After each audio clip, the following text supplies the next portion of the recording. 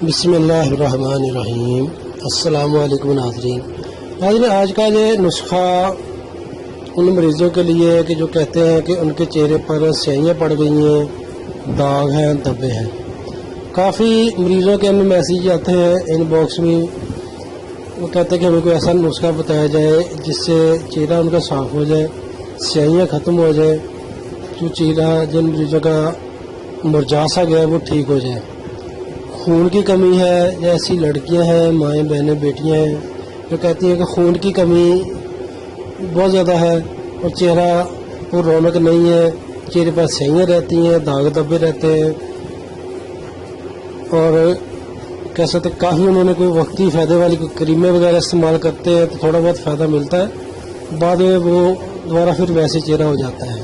اور یہ جو بہت زبردست خوراکی علاج ہے جو آپ کو نظر آ رہی ہے، جس صرف ایک ہی چیز ہے، یہ کشمش، اس کو سوگی بولتے ہیں۔ دیسی کشمش آپ نے لینی ہے۔ جو مریض کہتے ہیں کہ ان کے چہرے پر داغ دبے سیاہیاں ہیں، چہرہ مرجھا سا گیا ہے، وہ دیسی کشمش استعمال کریں گے۔ اس کو استعمال کرنے کا طریقہ یہ ہے کہ آپ نے رات کے وقت چائے والا 1 چمچ 1 گلاس نیم گرم دودھ میں بھگو دینا ہے۔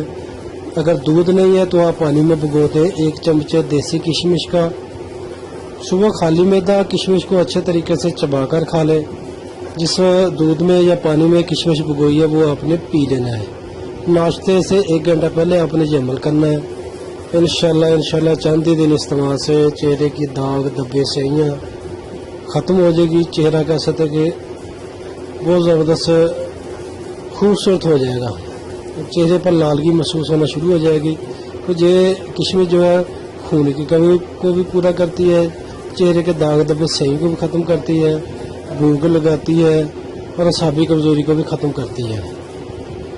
جو مریض کہتے ہیں کہ انہوں نے چہرے کا رنگ صاف کرنا ہے، داغ دبے سیاہیاں ختم کرنی ہے، وہ میرے کہنے پر دیسی کشمش یعنی کہ سوگی اس کو استعمال کریں۔ انشاءاللہ چند دن استعمال سے بہت اچھے رزلٹ ملنا شروع ہو جائیں گے۔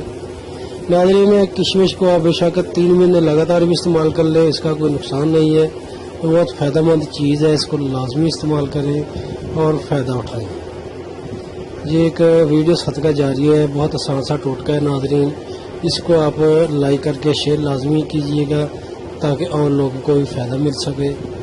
اسی کے ساتھ حکیم شاہد اقبال کو اجازت دیجیے، دعا میں یاد رکھیے گا۔ فی امان اللہ، السلام علیکم۔